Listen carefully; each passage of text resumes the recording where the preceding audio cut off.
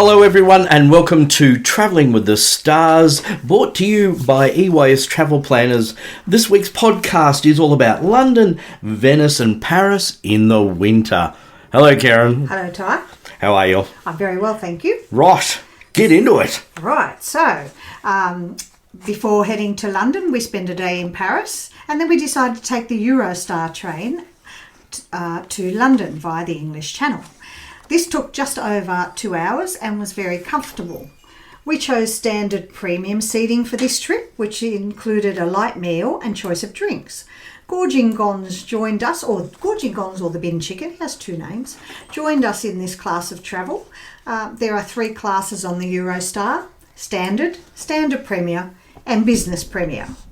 For the 2-hour trip, Standard Premier was quite satisfactory for us.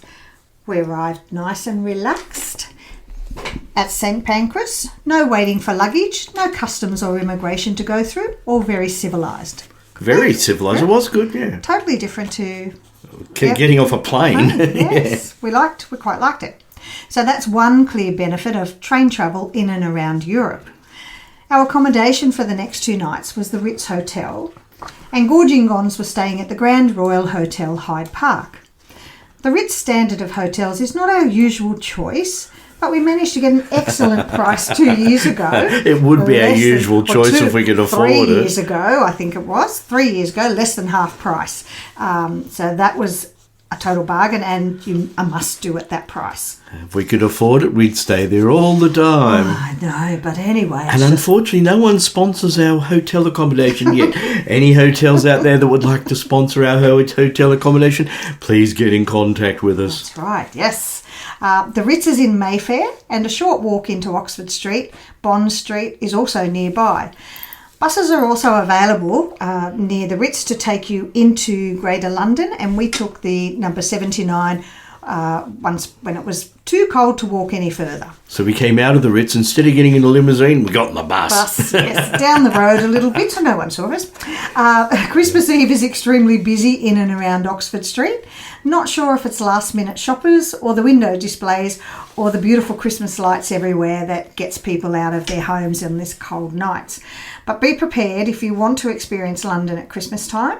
The pubs and restaurants are full of people. And you need to. We were very lucky to get in. We jagged it each time we did it. So a lot of luck there. But it does. If you want a Christmas feel, London gives you that Christmas feel. It's just full of Christmas lights and people. And, I think they do it quite well. We've been to a lot of places around Christmas, and I think the Londarians, as I'd like to call them, Londarians. I like mine better. Londoners. I think they do a great job with it. They do. So Christmas Day is fairly quiet, of course. We had Christmas lunch at the Ritz. A magnificent affair. A one-off, though. All we did was eat that day because we didn't go down to breakfast till late, and that was long. I don't think we finished breakfast till about 10:30, 11:15.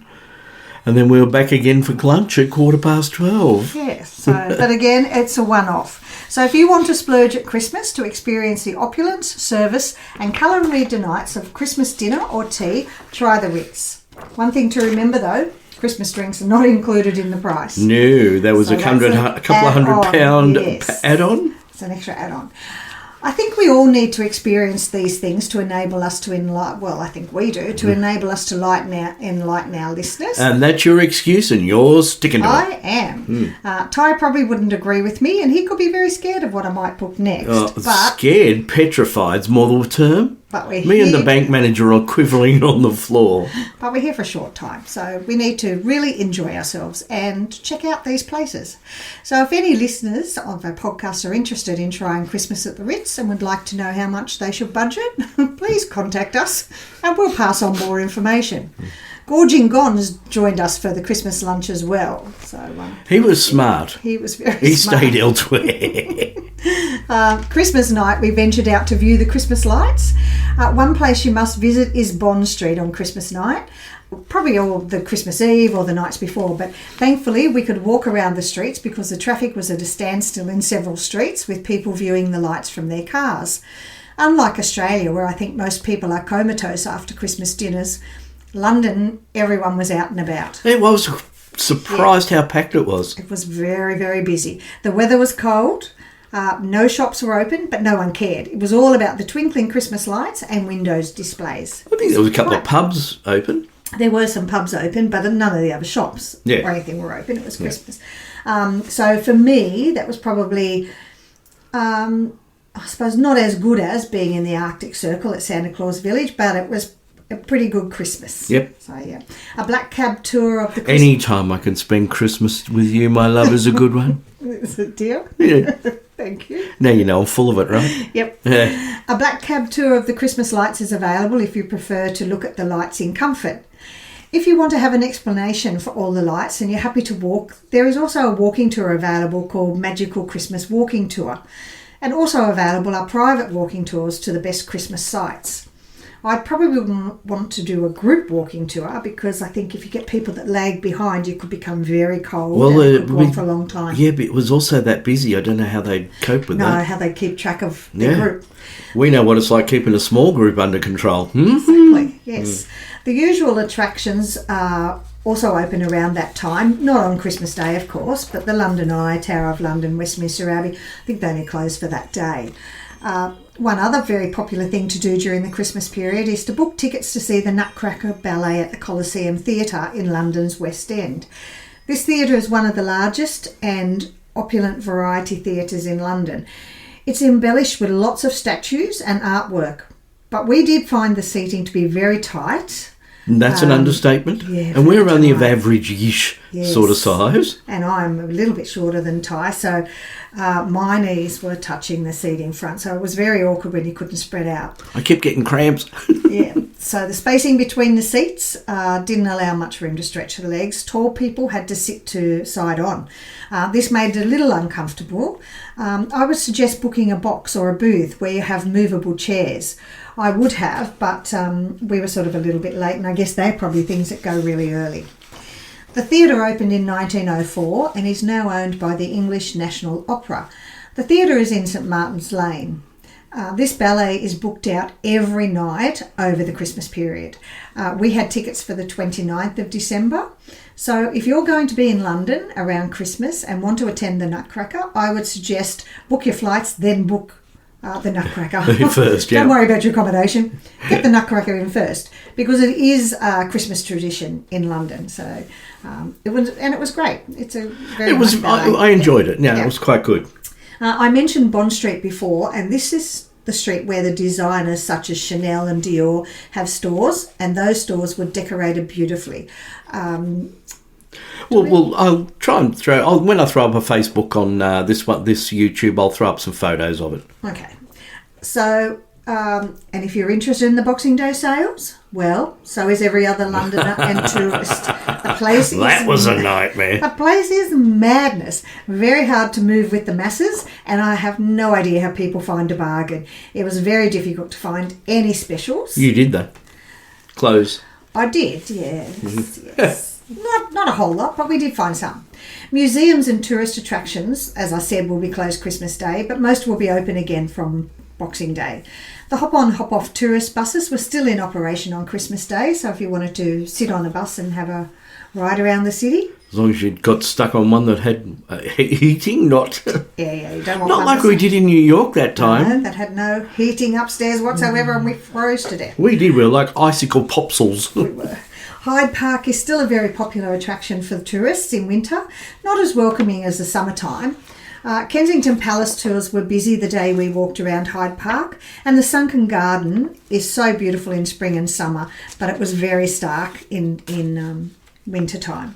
Kensington and Knightsbridge are popular tourist spots, and Harrods, of course. Oh, Harrods was crowded. Oh, wasn't it? What? And it was a lot more expensive than I remember the time we went a few years ago. I couldn't see anything anyway. Yeah. If you choose to visit London at this time, be prepared for the crowds everywhere, except for Marks and Spencer's cafe on the third floor. When all other eateries are jammed packed, we found it to be a peaceful space. The food on offer was very good too. You had turkey and vegetable soup. It was yummy. They really did a good job. Yeah. I thought it was restaurant quality food for a cafe price. It was brilliant. Very good. And the price was really, really reasonable. And as we said, it wasn't jam-packed with people. It was quite... It was easy. We got a table easy, and we sat there. And no one was sort of looking at us daggers to move and get up and give them a table. I think we even had a cup of tea and a coffee, and after we finished lunch and relaxed a little bit. Very relaxed, yes. We also took a day trip to Birmingham on this trip. We visited family and friends. Now that's one of the coldest things I've ever done in my life. Yes. Standing on Birmingham Station at 7 p.m. at night, waiting for the train. With the London. wind blowing through there. Oh, my lordy. And we had to change at Oxford as well due to rolling strikes that were happening in the UK. And I think they're still happening here and there. So, it's very difficult, especially at that time, Christmas, that Christmas week. It was time for us to move on now to our second destination and the place where we would welcome the new year. Italiano. Yes. British Airways was taking us to Venice from Heathrow. It was the easiest mode of transport for this destination. Train travel would have taken almost 2 days, so we decided 2 days we didn't have. No, because we were on a set timetable for all this the trip. retirees, if you've got the time, take it, do the trains. Yeah. So we decided to go to the airport earlier than required and checked our luggage in. My thinking was if we could get the luggage checked in early, it had a better chance of arriving with us. Because that can also happen in Europe at the moment, where your luggage doesn't actually turn up with you.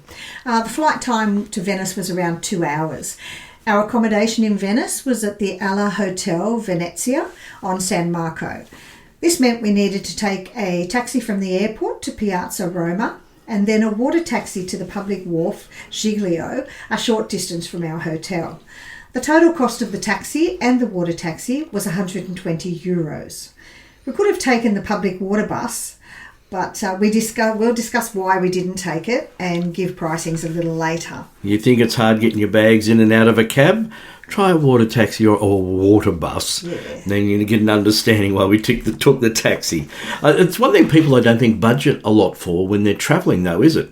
The extras, like the taxis and all that sort of thing, and the transport from hotels to airports and all around that sort of thing. So you've got to make sure you include that in all your budgetary figures. Yes, and ask your travel agent.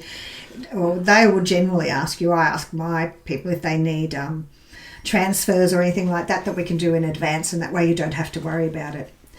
Also, as many of you would already be aware, there are no cars, buses, bicycles or scooters allowed on the main island that houses most of the Venetian landmarks and tourist attractions. God for that. Yes, it's quite a great space to walk around, to know that you don't have to jump out of the way. There may be delivery vans and that, but you don't have to jump out of the way. No, they're only early of a morning, I've found out. But you don't have to jump around with cars and things like that. No, you got to walk past an older, slower pedestrian, but that's about it. Yeah, so it's strictly a walking area. So if you come to Venice by train, you'll arrive at St. Lucia station and walk to your accommodation. Or if you have several bags or heavy bags, you're probably best to take the water bus or water taxi to your hotel.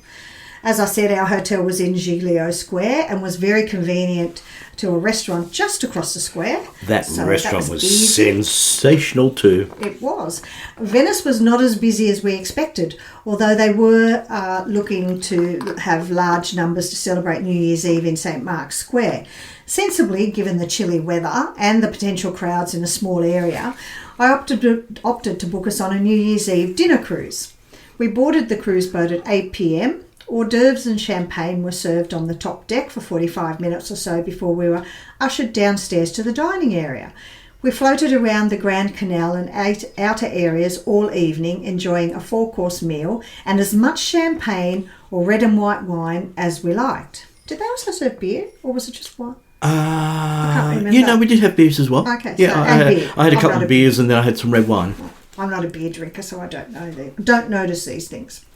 We met quite a few people on board, and at our table we had a lady named Paddy from Austin, Texas, and her daughters Sydney and Jordan. Plus, people watching was also good. Oh, wasn't it? What? Yes, that was entertainment all on its own. It was, and I did wonder if we'd be paired with English-speaking guests, so it was good that we were. Jordan, we learned, is stationed in Venice, and her mother and sister came to spend some time with her, and we had a fun table. We watched the midnight fireworks from the boat, after which we continued sailing around for a little while before commencing to drop guests off at their pickup points. We arrived at our drop-off point at St Mark's around 3 a.m. We were tired little bunnies, and then we had, about a K and a half walk back to the hotel? Yep, there were still quite a few people milling around as we walked back to our hotel via St Mark's Square. The latest, we've been up on New Year's Eve for quite a few years. But although we did come close this year. I think we did a 2 a.m. Yeah, but it was well worth it, and the cost wasn't too silly either. So in Sydney, on the harbour, you can pay $800-900 and upwards. For us, for this cruise in St Mark's, was around about $400 mark. So right. It was well worth it. Yep. And the food was good. The boat, even standing up on the top deck, even though it was winter, it wasn't that cold. No, it wasn't too bad. They seemed to point the boat into the wind, so we weren't getting blown around. So yeah, it was quite comfortable. Yeah. So we the next day we spent a day at Burano, which is about an hour on the ferry from San Zachariah Pier A. It's important to know the pier name and the number of the pier. This place is so different to Venice. Venice has so many beautiful ancient buildings and artefacts, but not colourful. Burano is colourful. The houses are vibrant and painted in many different colours. There is lots of space between the main squares, and the area where the canals head out to sea are spectacular in their imagery. There are lots of seafood restaurants, as it's first and foremost a fishing village, and again that's why such colourful buildings. We chose a trattoria locanda al raspo di uva for lunch. Can you say that again, please, quickly? No. Good. Their next claim to fame in Burano is the lace making of the local ladies. Just back on the lunch, we did have the fish, local fish and that sort of thing, and it was crumbed, not fried, I think. From memory, but it was very nice. I remember the food was good. I had a little piggy out, I did. And the restaurant was really packed, and when you went in you thought it was a small place, but it actually had a big dining area out the back. Two big dining areas out the back. I know, it was huge. The next claim to fame for Burano is the lace making of the local ladies, all by hand and all beautifully crafted. Too beautiful for me to purchase a top or dress because I would have my jewellery caught in the garment at first wear, so I steer away from It would lacy. end up in shreds on the floor. So I steer away from lacy garments. The weather started to close in while we were there and became a little drizzly and very chilly. It was time to head back. But the ferry was absolutely crowded, wasn't it? But one thing I'll give it, us being on the other side of 50, shall we say, yes. We were standing there and the ferry took off, and a young couple actually got up and gave us their seats, didn't they? Yes. So I was quite surprised. Doesn't happen here much. No, it doesn't. But they all put their head in their phone. But anyway, we're not that elderly, so I guess sometimes that's why people don't stand up for you. I think you have to be really... But anyway, we're 60 plus. Yes, evenings around our hotel area were quiet, and we took the opportunity on some nights just to wander around the other little squares and take a few photos. The evenings were very crisp at this time of year, and the mist rolled in and hung around the street lamps, which made for a very eerie or pretty scene. But it was all in all, it was quite good. No, it was very good. So things to do in Venice, all the sightseeing you can.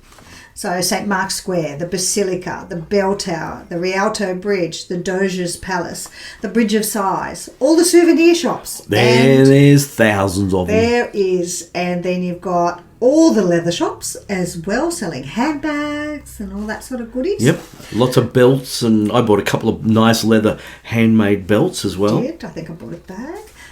Take a ferry ride like we did to Burano. It's a very colourful little fishing village, and it's situated in the Venetian lagoon. It's also, as I said, famous for the lacework. It has a bell tower, although the bell tower's on a lean. That's right, it very is much on a lean. Huh? Plus quite a few seafood restaurants. Oh, and souvenir shops. And more souvenir shops. And Burano too also sells Murano crystal jewellery as well, if you're interested in that. Lido is another island you can visit by ferry from San Marco. Venice has a film festival on Lido every year in August, September. There are lots of beaches here, and Lido is a barrier island, so it forms part of the coastline of the lagoon on the Adriatic Sea. Cruise ships have been using Lido Inlet to reach Venice at its widest inlet. Interested in glassmaking? Take a trip to Murano and visit famous Murano glass factory. A little tip here though, Keep your hands firmly in your pockets unless you are looking for a very expensive set of glasses, a wine decanter, glass figurines, glass bowls, jewellery, or very large glass fountain for your front yard. And take out a second mortgage. And don't ask Thai or gorging gongs to accompany you on your visit, as you will come out worse for wear. I blame the Prosecco. Yes. And it was about 10 o'clock in the morning. I know. So the hotel that we stayed in, they have a little thing going where they will ship you out to Murano on a water taxi for free and bring you back. Beautiful old wooden water taxi. Yeah, absolutely lovely sensational. old water taxi. And then you go inside and they get out the Prosecco while you're looking around, and then another bottle of Prosecco while you're looking around. And that little smile that comes to the lips of those that know that they've got a couple of people that will succumb to their sales pitch. Ty would love to tell you about his small purchase, and given Gons isn't available for comment, we may have to impart that information. Well, we were looking for a new set of wine glasses. Were we? Well, I was. I wasn't aware that. I like to keep you in style, my love, in making sure you're drinking your fine wine from a nice glass. Yes, and then you're too scared to use it. No, we've used them. Anyway. Oh, there's another drink. You just whacked the microphone. I did, sorry. Yes. And so I did purchase a 6 wine glasses that did quite cost a little bit of money. They did. And Gons, or alias the bin chicken, he got succumbed or sucked into buying a Murano crystal wine decanter and 6 glasses that match the decanter, because you cannot have a wine decanter without the glasses that match. And his little purchase came to well over $3,000. So there you go. I walked away with a glass worth $110. You couple of those, and you bought a necklace. I got a necklace. And then some earrings. No, not there. I got those in Burano. Oh, okay. Yes. Some things not to do in Venice. Do not sit on the ground in St. Mark's Square or on the stairs of the Rialto Bridge. You could be fined. Venice is normally so busy, so because sitting obstructs other tourists and locals from moving around easily. They've now started to fine people. They stopped people sitting on the bridge, the Spanish Steps, and that in Rome as well, when I was there in October. So it was really weird to see the Spanish Steps with nobody on them, but it was the reason was they're not allowed to sit on them anymore. Oh, okay. Yes, stops people going up that hill. On our radio show episode about Rome, I talked about the different cuisines in the regions in Italy. Venice is not the place for pizza. Wood-fire pizza ovens were banned in Venice due to the safety concerns, of course, of the old timber buildings and just the ancient buildings, I think, around the area. Yep. And also they wouldn't be able to put a fire out in. They got the canal, the fire brigade wouldn't be able to get in. Yeah. So you can't swim and don't fall in the canals. Oh. No, so yucky you can't poo. swim in them naturally, and I wouldn't put my foot too close and fall in them, or fall out of a boat. No, yucky poo. Yeah, not very nice. No, remember the old days of the Parramatta River? Yeah. Pretty similar. Yeah. So it was time then to move on from Venice to our next destination city. And Ty loves European train travel, so I had booked us on an early train to Paris. It was just over 10 hours with a change of train in Milan, and we had time, so there was no rush. There is a through train from Venezia Mestre a couple of times a day, but we would have arrived in Paris after 11 p.m. So I booked an executive class / business class and for Ty and I, and standard seating for Gorging Gongs. He didn't want to spend the money. No, he didn't. Because he bought his decanter. That's right, didn't have any money left. The trip was very pretty, not a lot of snow on the ground, but lots on the peaks of the Alps. We arrived in Paris Gare de Lyon early evening. A quick taxi ride to our hotel cost €8. It was good to be back in familiar surroundings. We love Paris and never tire of visiting. Hang on a second. I think you've skimmed over that train trip. Oh, okay. The train carriage we were in had, I think it was 10 seats in it, in the whole carriage. I think so. And a business area. They were almost like the Jason recliner rockers each. and no one next to you, so you had a lot of room. And remember, we were the only two people in our carriage. Yes. And we had our own butler in that carriage who kept coming up and saying, "Can I do something for you? Coffee, biscuits, cake, a meal, anything you like?" We said, "No, we're fine." He wandered off and said, "Fine, nobody loves me anymore," because he had nothing to do. He had nothing to do, the poor thing. But we're not those type of people that demand attention just because we're sitting in a business class seat or anything. No, not really. If we're hungry, we'll have something. Very easy going. We'd already had breakfast, I think. We had, which we probably shouldn't have. Yeah. So we were on our way to Paris because Ty wanted to celebrate his big birthday in Paris. So for something different, we opted for a dinner cruise on the Seine to view Paris at night from the river. I wanted to see the creek by night in the boat. You did. There's a little bit of an old joke there, because the very first time Karen and I went to Paris together, I kept calling the Seine the creek. And I got into trouble, didn't I? You did. Yes. Yes, it was my 60th. I'm getting old. Yes. So my niece and her husband from the UK joined us for the weekend. And of course that was one of the associate producers getting attacked by the other associate producer. Oh dear. So my niece and husband for the UK joined us for the weekend. So there was ourselves, gorging gone / bin chicken, and my niece and her husband had joined us on the cruise. The meal was good, but the cruise seemed to end very quickly. It did. It did. It was really a fast cruise. Yeah, I think it was too quick. I do too. You're almost sitting down and all of a sudden your meal appeared in front of you. Yes, you ate and then you were off. After the cruise, we went back to our local cafe or bar near our hotel for drinks because we had plenty of time left. We did. When in Paris, have any of our listeners taken the lift to the very top of Galeries Lafayette? Well, you should. We did this time, and the view from the top is wonderful. Not as spectacular as the view from Sacré-Cœur, but well worth the visit if you're nearby. So put that one on your list of places to visit in Paris.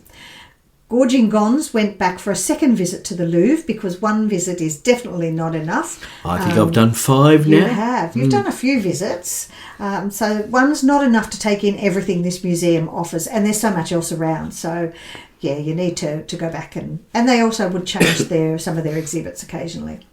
We opted to take the hop-on, hop-off bus again and do the circuit. Our time in Paris was spent mostly eating, drinking and discovering our own neighbourhood, the Bastille area. It was quite different for us because I don't think we'd done Paris before in winter.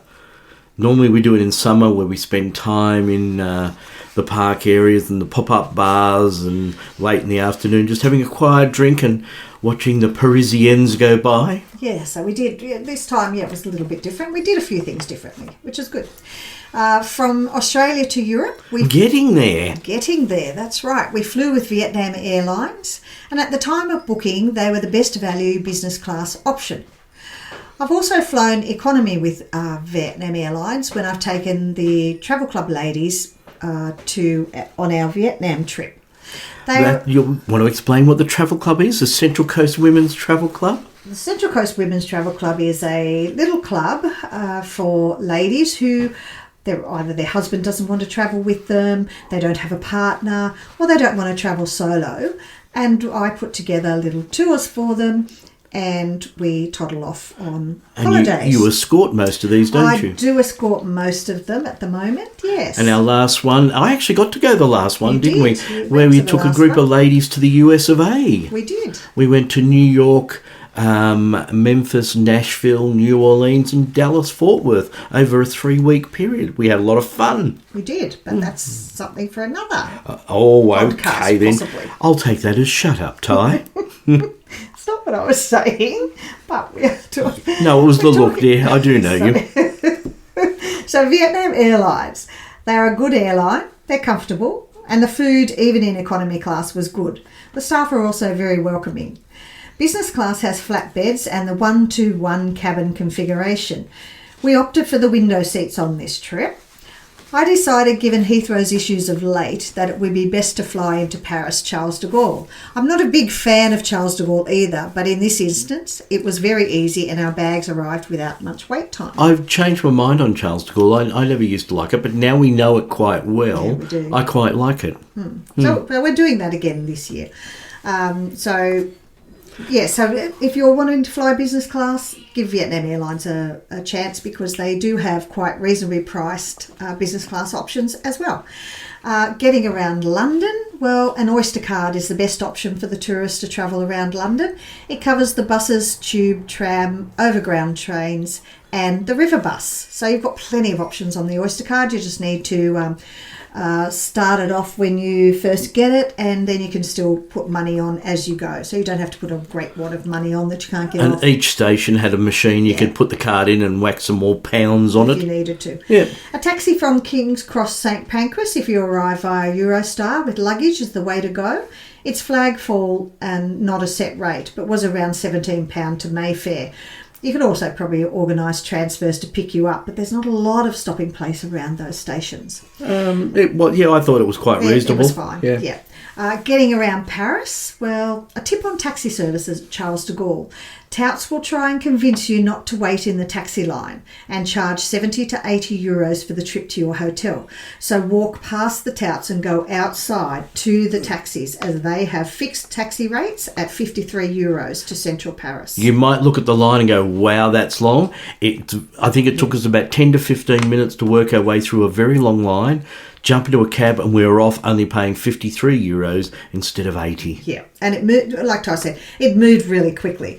Also, if you book a return taxi trip to the airport and you need more room than a sedan, ask your hotel to book you a station wagon. Sedans and station wagons have a set fee of 58 euros. So that's good value if there's a few of you and all your bags. A maxi van will cost up to 80 euros. We fitted 3 large rolly bags, 3 cabin bags and other bits and pieces in the back of the wagon. Including Gons. Yes, and he's not a short person. Mm-hmm. If you are happy hauling your luggage or don't have much luggage, a cheaper option is the RER to the main Paris stations, and from there taking the metro or a taxi. However, be aware metro stations rarely have a lift, but do have lots of stairs. Some of them are horrendous. That can become even without a bag, exercise. your knees go, I'm not playing anymore. That's right. On the metro, it's easy to go anywhere on this system. I think there's 249 metro lines. Yeah, through Paris. great to get around. Yeah. Even a Dumbo like me can do it. And try not to go travelling at peak times, though, because it can be really packed and very unpleasant. True. And getting to San Marco from Venice Airport, shuttle bus from Piazza Roma, €8 per person. Then the water bus, 15 per person. To San Marco, or taxi and water taxis as we did, 120 euros. And we did them, as Ty said, the 120 euros, there was 3 of us. We had 2 lots of luggage each, and for us it was a much better option than to be on a crowded water taxi. So that was the best thing for us. Your hotel will have directions on how to get there and what is the best mode of transport for you. If you've hired a car, then the best place to park that car for the duration of your stay is Garage San Marco, Piazza Roma, which is the gateway to the island. Other places, Garage Isola Nova near the ferry dock, or Venezia Mestre railway station. You cannot take it into Greater Paris. Or you can go over and stay on Lido, put your car on a car ferry, drop the car off there, and then you have to come backwards and forwards. But yes. You said Paris. You meant... Oh, did I say Paris? Yes, you did. I'm sorry. You meant Venice. I meant Venice. Because I was just about to say, when we did it, we stayed on Lido, didn't we? And got the did. ferry back across. And I just went, huh? Sorry. Trying to confuse us all, dear. Sorry, yes. Hotels were used on this trip. 25 hours Hotel Terminus Gare du Nord, which was good for an overnight. That was very trendy. It was just overnighter, I think. Yeah, it was a trendy hotel, but it's right near Gare du Nord. It's right in the middle of everything. Better than a lot of the others. The Ritz in London. Oh, that little dump. And yes. Lovely I'd hotel. like to hear you say that. No, it's a lovely hotel. I'm being very facetious. Beautiful. They were very good to us. They gave us lots of goodies. I was surprised how down to earth the people were in there. The staff workers, were yes. wonderful. They were. I'm trying to remember the gent's name that showed us to our room that was actually on the show, and I can't remember it for love or money, but he was so down to earth, explained everything to us, spent some time with us, telling us how it all his worked. name John? I can't remember, to be honest, but he was fantastic. It was very good. Yep. The Grand Royal Hyde Park is also okay, and that's where we had to move to after our 2 nights at the Ritz. It was a bit disappointing after that, but anyway. And Alla Hotel Venezia in Giglio, Venice, is an adults-only hotel. So you will not find any little kids running around or anything. It's adults only. And no, what was the restaurant opposite? I'm trying to remember. But anyway, it was a family-owned restaurant and the food was all handmade. Absolutely sensational. It was very good. And in Paris, we stayed in the Marais Bastille Hotel, which is now one of our favourites because it's very close to everywhere. We've probably been there at least a half a dozen times there, haven't we? And got a we'll great be there little again bar up the road. It Yes. was I absolutely think that's brilliant. that's the whole thing in Paris. Try and be like the locals, and so we're in this Marais hotel, and we've got what did we have? We had a place across a metro across the road. We did. Directly in the park. Saturday, Sundays, and Thursdays was the markets. Correct. Were on in the park. We had bars and restaurants all nearby. Little and the little Bastille, shops, little shops. supermarch. Yes, we had the Fran Marche, I think, or Fran Marche. Fran Prix or something. Yeah, something like that. But it was very good. Well, another podcast done and dusted. Done and dusted. Brought to you by EYS Travel Planners. If you've got any travel requirements, contact EYS. Look us up on Facebook or on the interweb, www.eyestravelplanners.com.au. We're Travelling with the Stars, and you can find us on Facebook under Travelling with the Stars. We hope you enjoyed this podcast, and it's goodbye from me. And me. And it's goodbye from us. Bye for now. Bye for now.